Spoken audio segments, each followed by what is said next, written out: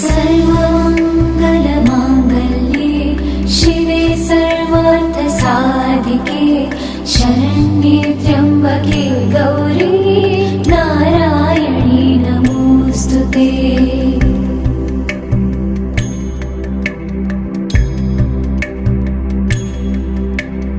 या देवी सर्वभूतेषु विष्णुमायेति शब्दिता नमस्तस्यै नमस्तस्यै नमस्तस्यै नमो नमः।